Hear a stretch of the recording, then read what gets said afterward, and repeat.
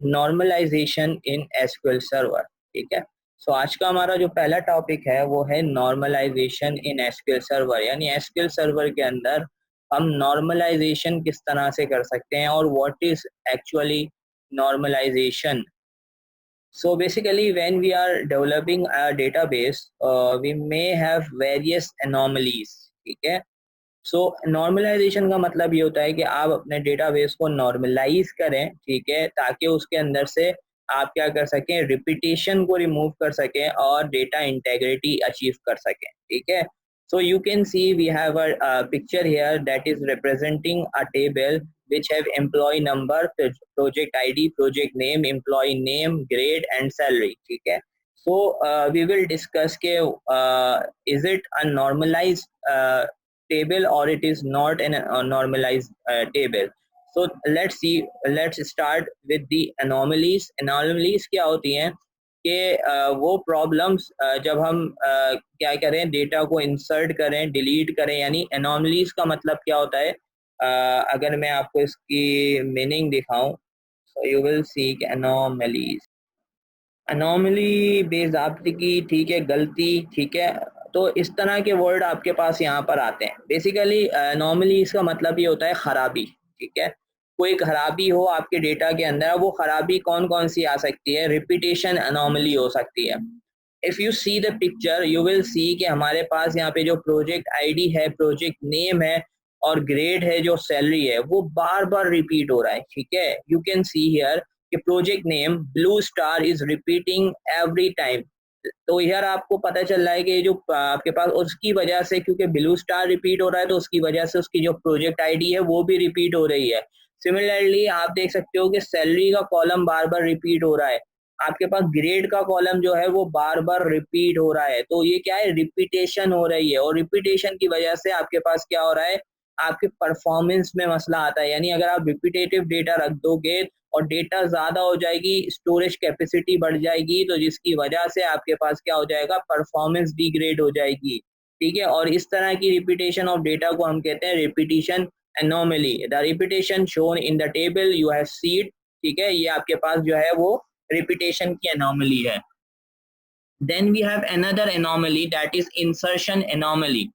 Suppose department recruits a new employee, ठीक है, और वो एम्प्लॉय जो है उसको अभी कोई प्रोजेक्ट असाइन नहीं किया गया है।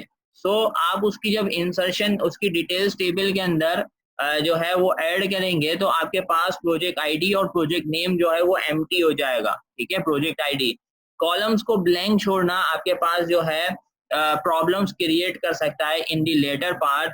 anomalies created by such insertion are called insertion anomalies, और उसको आप इस टेबल के अंदर दिखा सकता हूँ मैं कि लेट से अगर मैं यहाँ पर आकर एक नया टेबल नया रिकॉर्ड ऐड करता हूँ, लेट से मैं इधर एक और रिकॉर्ड एंटर करना चाहता हूँ और उसके अंदर मुझे अभी नहीं पता कि इस वाले पर्सन को या इस वाले एम्प्लॉय को जो है वो कौन सा प्रोजेक्ट असाइन होगा और कौन उस प्रोजेक्ट का नाम क्या होगा, तो यहाँ पर नल नल आ जाएगा। और आगे चल के जो नल है, आपको पता है कि नल का मतलब होता है नथिंग। ठीक है, सो हमें ये नहीं पता चलेगा कि वो डेटा जो है वो हमारे लिए बिल्कुल बेकार रहेगा। ठीक है, तो इस वजह से these are insertion anomalies।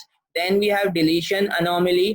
Suppose आपके पास आप चाहते हो कि ये जो बॉब है, यहाँ पर अगर आप देखो बॉब को आपके पास क्या असाइन हुआ हुआ है, मैग्नम का प्रोजेक्ट असाइन हुआ हुआ है। ठीक है, तो आप चाहते हो कि उसको इस प्रोजेक्ट से आजाद करना है, यानी इसको हमने इस प्रोजेक्ट से हटाना है।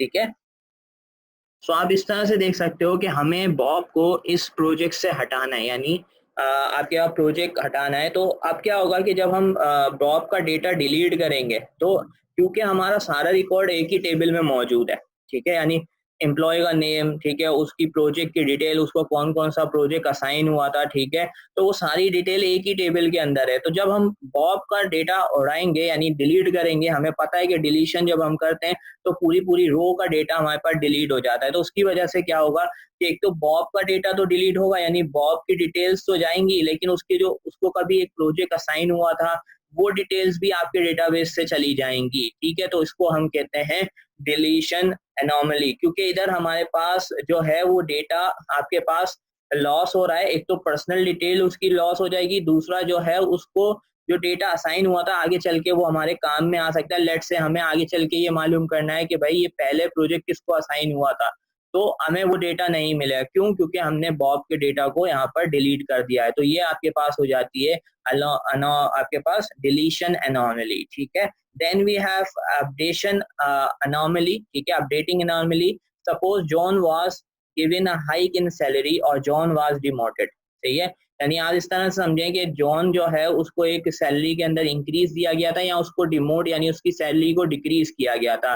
तो जॉन की जो सैलरी या ग्रेड के अंदर में जो है वो आपके पास जो है वो चेंज आया है जॉन की सैलरी में और ग्रेड में, वो आपके पास हर प्रोजेक्ट के अंदर आना चाहिए, ठीक है। तो इसका मतलब क्या होगा कि हमें हर एक डिटेल को हर एक रिकॉर्ड को अपडेट करना पड़ेगा। देखो यहाँ पर अगर ये जो आपके पास जॉन है, जॉन की सैलरी हमने कर दी बी कैटेगरी में, ठीक है, यानी उसका ग्रेड कर दिया बी और उसकी सैलरी हो गई 15,000। अब लेट्स से ये तो अभी हमें यहाँ पता चल रहा है ना कि भाई जॉन को दो प्रोजेक्ट असाइन है, एक 113 और एक 124। अगर जॉन को इधर नीचे आके एक और नया प्रोजेक्ट असाइन हो जाता है, फिर एक और नया प्रोजेक्ट असाइन हो जाता है, तो उससे क्या होगा, फिर जहां जहां हमने अगर हमने इसकी सैलरी को डिमोट किया है तो फिर हमें हर जगह वो क्या करना पड़ेगा, अपडेट करना पड़ेगा। और अगर हम नहीं अपडेट करेंगे तो हमारा जो रिजल्ट है वो इनकंसिस्टेंट हो जाएगा, जिसकी वजह से आपके पास जो डेटा है वो डेटा की इंटेग्रिटी लॉस हो जाएगी और जिसकी वजह से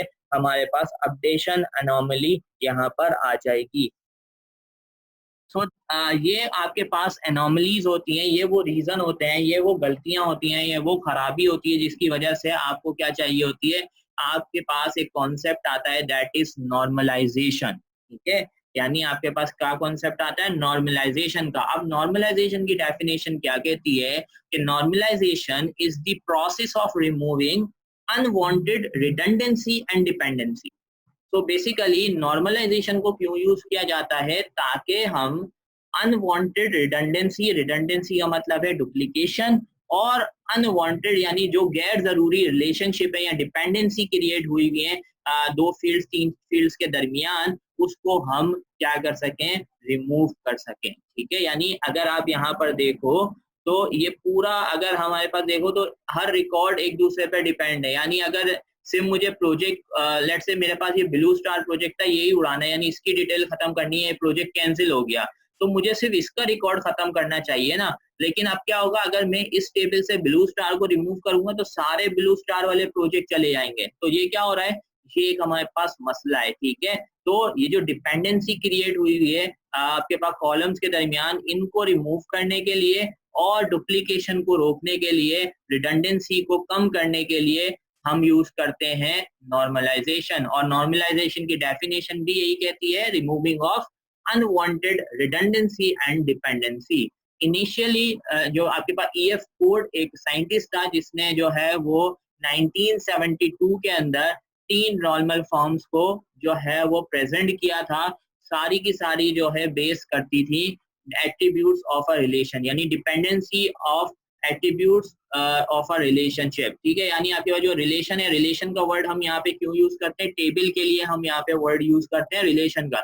यानी टेबल के एट्रीब्यूट्स के दरमियान जो डिपेंडेंसी है उनके ऊपर बेस करती है ये तीनों नॉर्मल फॉर्म, और इनको शॉर्ट फॉर्म में हम 1NF 2NF और 3NF भी कहते हैं। 1NF means first normal form, 2NF means second normal form, 3NF means third normal form. इसके अलावा हमारे पास बाद में फोर्थ और फिफ्थ नॉर्मल फॉर्म भी जो है वो भी प्रपोज की गई थी, जो कि बेस करती है multi value and joint dependency के ऊपर, ठीक है। लेकिन हमारा जो फोकस होगा मेन, हमारा फोकस होगा इन तीन फॉर्म्स को समझना, first NF, second NF and third NF, ठीक है। So one by one we are going to discuss these three normalization form. यानी आपके पास नॉर्मलाइज की जो फॉर्म है, थ्री नॉर्मल फॉर्म्स हैं, उनको हम वन बाय वन डिस्कस करने लगे।